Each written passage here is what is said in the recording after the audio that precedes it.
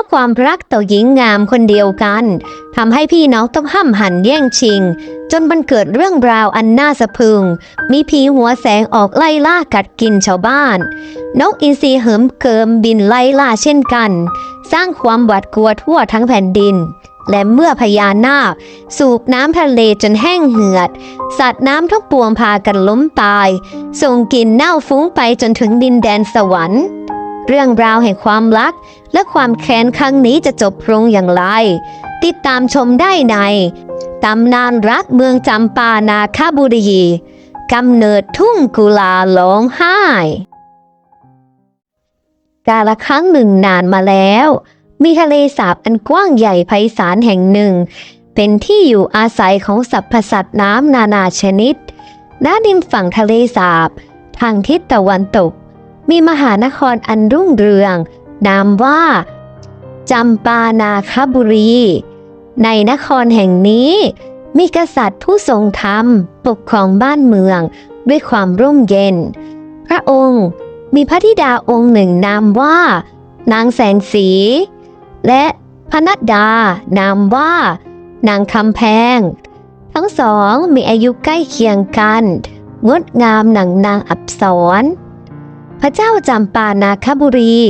ทรงรักและทนุถนอมทั้งสองจึงโปรดให้จ่าแอนข้าราชบริพารผู้ซื่อสัตย์เป็นพี่เลี้ยงคอยอารักขาไม่ว่าพระธิดาและพระนัดดาจะเสด็จไปณแห่งหนใดจ่าแอนจะติดตามไปดูแลอย่างใกล้ชิดไม่ห่างพระวรกายสิ่งที่ทำให้นครจำปานาคบุรีพิเศษกว่าเมืองอื่นใดคือการมีฝูงพญานาคผู้ทรงฤทธานุภาพสถิตอยู่ในทะเลสาบคอยปกปักรักษาบ้านเมืองและช่วยเหลือราษฎรยามเดือดร้อนด้วยเหตุนี้นครแห่งนี้จึงได้นามว่านาคบุรีอันหมายถึงเมืองแห่งพญานาคผู้เป็นเสมือนเทพผู้พิทักษ์แห่งพื้นน้ำอันศักดิ์สิทธิ์ทางด้านฝั่งตะวันออกของทะเลสาบมีนครหนึ่งนามว่าบูรพานครปกครองโดยพระยาบูรพานครมีโอรสรูปงามนามว่าท้าวฮาดคำโปงและพระนัดดาผู้องอาจนามว่าท้าวอุทรชายหนุ่มทั้งสองเป็นนักรบผู้เชี่ยวชาญศิลปศาสตร์ร่ำเรียนวิชาจากสำนักอาจารย์ผู้เลื่องชื่อเมื่อสำเร็จวิชาอาจารย์ประสงค์จะทดสอบความสามารถศิษย์ทั้งสอง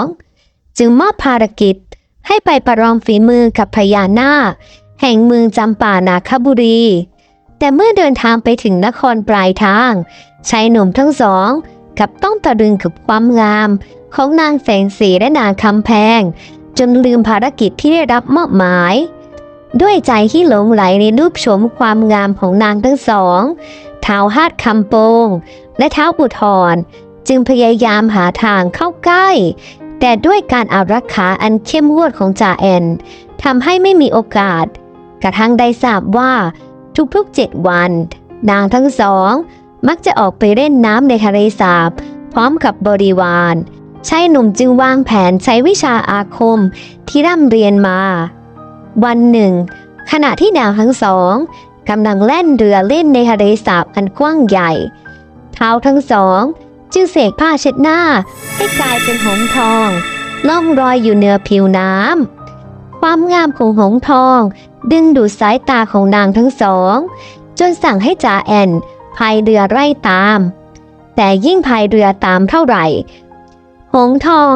ก็ยิ่งล่องลอยห่างออกไปชวนให้ติดตามไม่หยุดจนกระทั่งเรือ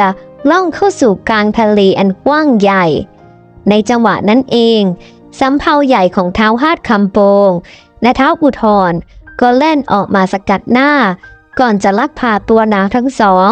พร้อมบริวารขึ้นเรือมุ่งหน้าสู่ท้องทะเลอันกว้างใหญ่ทิ้งไว้เพียงละลอกคลื่นที่กระเพื่อมไหว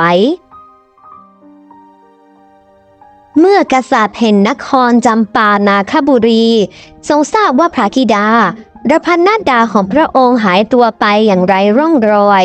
พระองค์จึงได้นึกถึงสัญญาอันศักดิ์สิทธิ์ที่มีกับพญานาคเสียงกลองชัยดังก้องกังวานไปทั่วอาณาจักรเป็นสัญญาณเรียกพญานาคผู้ทรงฤทธิ์ไม่นานนัก กองทัพนาคก็ผุดขึ้นจากห้วงน้ำเมื่อทราบว่ามีสองหนุ่มผู้มีวิชาอาคมได้ลักพาตัวเจ้าหญิงทั้งสองไปพญานาคก็ไม่รอช้าบันดาลให้ผืนน้ำในทะเลสาบแห้งเหือดในพริบตาทางด้านท้าวฮาดคำโปงและท้าวอุทธรผู้ลักพาตัวเจ้าหญิงทั้งสองแม่เห็นน้ำแห้งจนเรือสำเภาเล่นต่อไปไม่ได้ก็ต้องพาเจ้าหญิงทั้งสองหลบหนีเข้าป่าลึกพวกเขาแยกย้ายกันไปนำจ่าแอนไปซ่อนในดงทึบแห่งหนึ่งนางแสงสีถูกพาไปซ่อนในดงอีกแห่งและนางคำแพงถูกนำไปซ่อนในดงที่ห่างไกลความตายและความเน่าเหม็นได้ปกคลุมทั่วทะเลสาบที่แห้งเหือดสรรพสัตว์นับล้านตัวทั้งปูปลากุ้งหอยจระเข้และตะภาพน้ำล้มตายเกลื่อนกาดส่งกลิ่นเหม็นเน่าคุ้งขึ้นไปจนถึงชั้นสวรรค์ดาวดึงส์พระอินทร์ทนกลิ่นเหม็นนี้ไม่ไหวจึงส่งให้คู่นกอินทรีลงมาจัดการซากสัตว์ที่เน่าเปื่อยนกอินทรีคู่นั้นใช้เวลาครึ่งเดือนกินซากสัตว์จนหมดสิ้นจนกระทั่งไม่เหลืออะไรให้กินอีกมันจึงบินเข้าไปเฝ้าพระอินทร์แล้วทูลถามว่าพระองค์จะให้ข้ากินอะไรอีกพระอินทร์คุ้นคิดอยู่นานเพราะเกรงว่าหากให้นกอินทรีกินสัตว์ที่ยังมีชีวิตก็จะเป็นการเบียดเบียนสิ่งมีชีวิตทั้งหลายจึงตอบด้วยอุบายว่าจงนอนฝันเอาเถิดวันหนึ่งนกอินทรีทั้งสองก็ฝันว่ามันได้กินพญาช้างสารที่อาศัยอยู่ในดงน้ำเปียกทางด้านตะวันออกเฉียงเหนือของทะเลสาบรุ่งขึ้นนกอินทรีผัวเมียก็บินไปที่ดงน้ำเปียกเพื่อค้นหาพญาช้างสารตามที่ฝันไว้เมื่อพบแล้วมันก็ยืนประกาศเสียงดังว่าพระอินทร์สั่งให้พวกเรามากินท่านเป็นอาหารพญาช้างสารมองนกอินทรีด้วยความแปลกใจและไม่เชื่อคำพูดนั้นเพราะตามปกติพระอินทร์มักจะช่วยสัตว์ให้พ้นทุกข์ไม่ใช่การเบียดเบียนเช่นนี้พญาช้างสารจึงขอเวลาผ่อนผันโดยบอกว่าจะส่งพญาช้างเขาครึงช้างเพื่อนสนิทไปถามพระอินทร์ให้แน่ชัดเมื่อพญาช้างเขาครึงขึ้นไปถึงแดนสวรรค์และทูลถามถึงเรื่องนี้พระอินทร์ก็ตอบทันทีว่าไม่ได้สั่งให้นกอินทรีกินพญาช้างสารแต่แค่บอกให้พวกมันนอนฝันเอาเท่านั้นฝันไม่ได้กินอะไรก็เป็นเรื่องของมันพญาช้างเขาคึงได้ยินเช่นนั้นจึงตอบกลับไปว่าถ้าเมื่อคืนข้าได้ฝันว่าได้นอนร่วมกับมหาเหสีของพระองค์เช่นนั้นข้าก็ควรทำตามความฝันใช่หรือไม่พระอินทร์ถึงกับนิ่งเงียบเพราะถ้าตอบว่าให้ก็จะเสียเกียรติแต่หากไม่ก็ดูเหมือนจะเป็นการเสียสัตย์พระอินทร์จึงนิ่งแล้วเรียกนางเทพธิดามาไล่รำเบี่ยงเบนความสนใจของพญาช้างเขาครึงพญาช้างเขาครึงมองการฟ้อนรำด้วยความเคิมและลืมวันนัดหมายกับนกอินทรีในขณะที่นกอินทรีเฝ้ารออยู่ด้านล่างเมื่อกำหนดเวลาผ่อนผันล่วงเลยไปมันจึงไม่รออีกต่อไปนกอินทรีจึงพุ่งลงมากินพญาช้างสารจนหมดจากนั้นมันก็คาบซากไปทิ้งอย่างที่ต่างๆการได้กินพญาช้างสารในครั้งนี้ทำให้นกอินทรีเกิดความกำเริบมันนึกอยากกินสัตว์อื่นๆและแม้แต่มนุษย์สัตว์ทั้งหลายต่างพากันหวาดกลัวนกอินทรีจนไม่กล้าออกไปไหนผู้คนก็ไม่เป็นอันทำมาหากินเพราะกังวลว่านกอินทรีจะจับพวกเขาไปเป็นอาหารในขณะนั้นเองณอาสมกลางป่าลึกมีนักบวชผู้สูงศีลประทับอยู่ท่านได้ล่วงรู้ถึงความทุกข์ร้อนของสรรพสัตว์ที่ถูกนกอินทรีคู่หนึ่งคอยเบียดเบียนจึงส่งสิทธิ์ผ่านผู้เชี่ยวชาญในวิชาอาคมไปจัดการพานหนุ่มออกเดินทางเหาะเหินด้วยฤทธิ์มาถึงดงเท้าสารเข้าฌานนั่งสมาธิจนเกิดเพลิงกายธรรมลุกโชนแผดเผานกอินทรีทั้งสองจนทนไม่ไหวมันร้องลั่นสะเทือนไปจนถึงเมืองบาดาลปลุกพญานาคที่อาศัยอยู่ในหนองน้ำใกล้เคียงด้วยความตกใจพญานาคจึงโผล่ขึ้นมาพ่นพิษร้าย ออกมาเป็นควันดำทะมึนพิษของพญานาคนั้นเค็มยิ่งกว่าเกลือเมื่อปะทะเข้ากับดวงตาผู้คนในระแวกนั้นบางก็ตาบอดบางก็ถึงกับลูกในตากระเด็นออกมาพรานหนุ่มจึงต้องรีบจัดการเขาเข้าชาร์จอีกครั้งสร้างม่านเพลิงปิดปากบ่อกับพญานาคไว้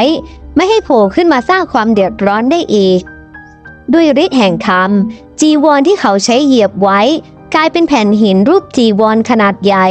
ทอดยาวไปทางทิศใต้ราว1 กิโลเมตรจนถึงปากน้ำลำเสียวข้อตีบด้วยความเมตตาต่อชาวบ้านเขาได้ใช้นิ้วชี้แตะลงบนหินจีวรเกิดเป็นบ่อน้ำศักดิ์สิทธิ์ที่มีน้ำไหลไม่มีวันเหือดแห้งชาวบ้านจึงเรียกกันว่าน้ำส่างครกเพราะมีรูปทรงคล้ายครกตำข้าวและเรียกบริเวณรอบนั้นว่าบ่อพันขันหลังจากปราบภัยร้ายและแสดงธรรมโปรดชาวบ้านแล้วพรานหนุ่มก็กลับไปเฝ้าพระอาจารย์ที่อาสมและไม่ได้ย้อนกลับมายังดินแดนแถบนี้อีกเลยส่วนทางด้านท้าวฮาดคำโปงและท้าวอุทรความสัมพันธ์ของพวกเขาก็เริ่มเปลี่ยนไปเนื่องจากท้าวทั้งสองต่างก็หลงไหลในตัวนางแสงสีเป็นอย่างมากแต่เมื่อไม่สามารถตกลงกันได้ความขัดแย้งจึงบานปลายจนกลายเป็นการสู้รบกันท้าวฮาดคำโปงต้องพ่ายแพ้ต่อท้าวอุทรในการต่อสู้ถูกฟันจนหัวขาดและได้กลายเป็นผีหัวแสงหรือที่รู้จักกันในชื่อผีทุ่งสีภูมิเฝ้าทุ่งกุราร้องไห้ผู้คนเชื่อว่าผีหัวแสงจะปรากฏตัวในค่ำคืนที่มืดมิดแสงจากหัวผีจะพุ่งขึ้นเป็นประกายคล้ายตะเกียงและมันจะออกมาสกัดลัดต้อนผู้คนที่ผ่านทางจนทำให้ไม่มีใครกล้าเดินทางคนเดียวในยามค่ำคืนเมื่อเจ้าเมืองจำปานาคบุรีทรงทราบเรื่องราวนี้ก็เกิดความสงสารและเห็นใจจึงจัดให้ข้าราชบริพารไปนำตัวแสงสีนางคำแพงและท้าวอุทรกลับไปยังเมืองท้าวอุทรได้รับการอภัยและได้รับการพระราชทานไพร่พลเพื่อไปตั้งเมืองใหม่ชื่อว่าเมืองท้าวสารอีกทั้งเจ้าเมืองยังได้ยกนางแสงสีให้เป็นภรรยาของท้าวอุทรอย่างเป็นทางการหลายร้อยปีต่อมาบริเวณทะเลสาบที่แห้งเหือดนั้นก็ได้กลายเป็นเส้นทางการค้าของพ่อค้ากุลาที่เดินข้ามทุ่งเพื่อค้าขายกับหมู่บ้านต่างๆในฤดูแล้งเมื่อพวกกุลาเดินข้ามทุ่งอันกว้างใหญ่และแห้งแล้งนี้จนเกิดความเหนื่อยล้าและไม่มีน้ำดื่ม